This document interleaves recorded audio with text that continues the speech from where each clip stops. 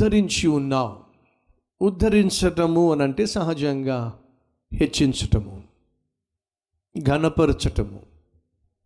దేవుణ్ణి మనం ఆశ్రయిస్తే, దేవుణ్ణి మనం విశ్వసిస్తే, దేవుడు మన చుట్టూ ఉన్నవాళ్ళు మన మీద మన అపజయాన్ని చూసో, మన కష్టాలను చూసో, మనం పడిపోవడం చూసో, మనం పాడైపోవడం చూసో, మనం పతనం కావడం చూసో, మన చుట్టూ ఉన్న శత్రువులు ఆనందించకుండా, సంతోషించకుండా దేవుడు మనలను ఎప్పటికప్పుడు కాపాడుతూ ఉంటాడు.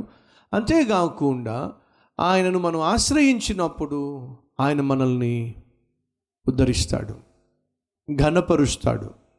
ఒకవేళ మీ అబ్బాయి వచ్చి, డాడీ నాకు బైక్ కొనిపెట్టు డాడీ అని అన్నారనుకోండి, అప్పుడు మీరు సాధారణంగా వాడే పదం ఏంటి చెప్పండి?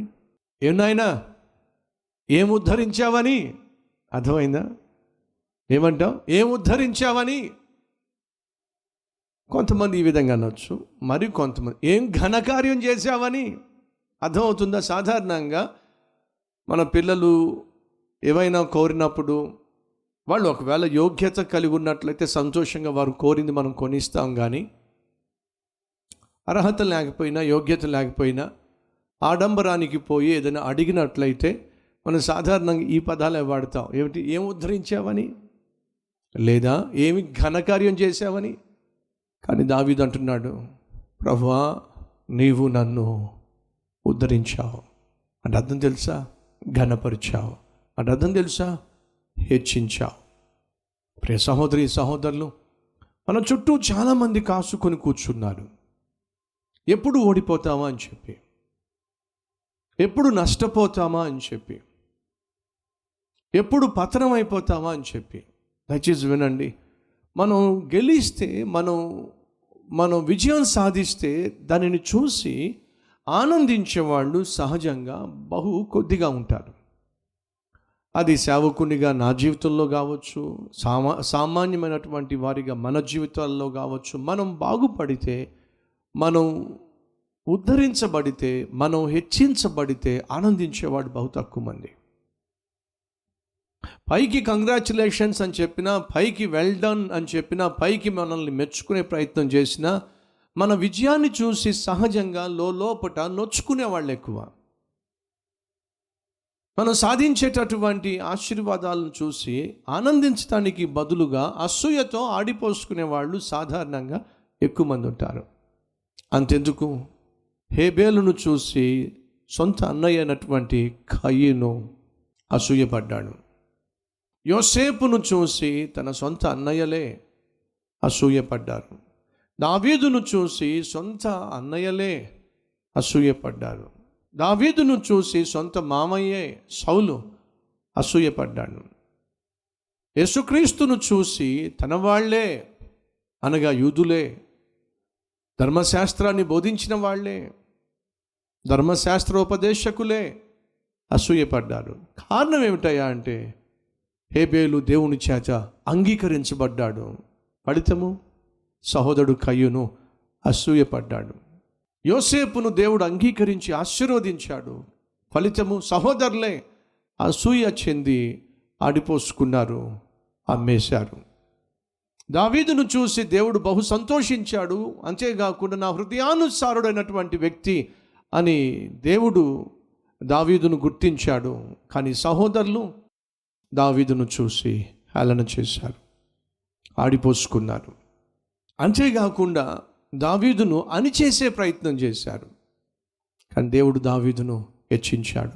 హెచ్చించబడ్డాడు కాబట్టి దావీదుకు తెలుసు, నేను పడిపోవడం, పాడైపోవడం, పతనమైపోవడం చూసి ఆనందించాలి అని కాచుకుని కూర్చున్న నా శత్రువుల ఎదుట దేవా నన్ను నీవు ఉద్ధరించావు. ప్రియ సహోదరి సహోదరుడా, నీకు శుభవార్త. దేవుడు ఆశించినట్టుగా నువ్వు జీవిస్తూ, దేవుడు కోరుకున్నట్టుగా నువ్వు బ్రతుకుతూ, దేవుని చిత్తానుసారంగా నువ్వు సేవ చేస్తూ, వాక్యానుసారంగా నీ కుటుంబాన్ని కట్టుకుంటూ నీ ఆత్మీయ జీవితాన్ని కొనసాగించినట్లయితే శత్రువుల మధ్య నా దేవుడు నిన్ను హెచ్చిస్తాడు, ఘనపరుస్తాడు. ఇదే దావీదు ఒక చక్కని కీర్తన రాశాడు. 23వ కీర్తన నా శత్రువుల మధ్య నాకు భోజనము సిద్ధపరిచావు. నా శత్రువుల మధ్య నాకు భోజనము సిద్ధపరిచావు. దయచేసి గమనించండి, మనం కలిగి ఉన్న దేవుడు అసాధ్యుడు గనుక అసాధ్యుడైన దేవుడిని నువ్వు ఆరాధిస్తున్నట్లయితే నీ ముఖం మీద ఎప్పుడూ కూడా చిరునవ్వును, సంతోషాన్ని చెదిరిపోనివ్వద్దు. ఎందుకని?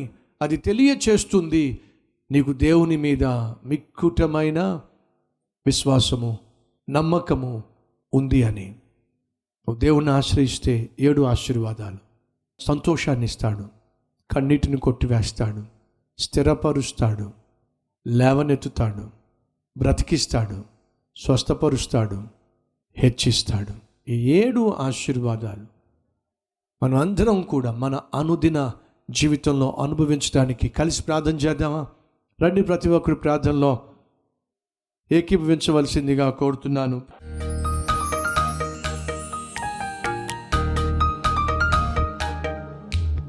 పరిశుద్ధుడా, సూటిగా స్పష్టంగా మాతో మాట్లాడినందుకు మీకు వందనాలు, స్తోత్రాలయ్యా.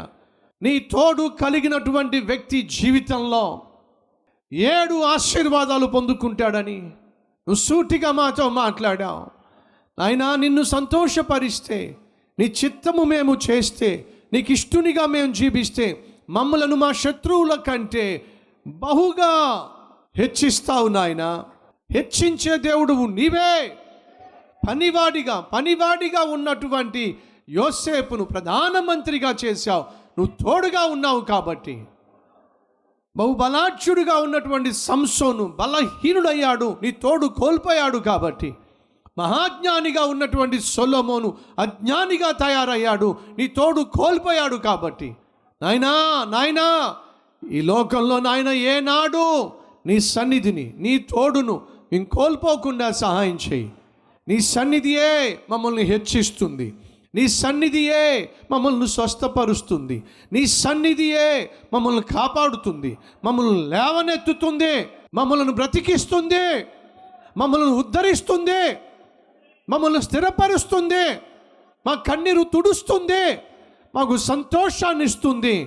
నీ సన్నిధి, నీ ఆశీర్వాదం మాకు సమృద్ధిగా దయచేయి నాయన. ఈ 7 ఆశీర్వాదాలు మా జీవితంలో ప్రతిరోజు అనుభవించులాగున మహాకృప దయచేయండి. యేసు నామం పేరటి ఈ ప్రార్థన సమర్పిస్తున్నాం తండ్రి, ఆమెన్.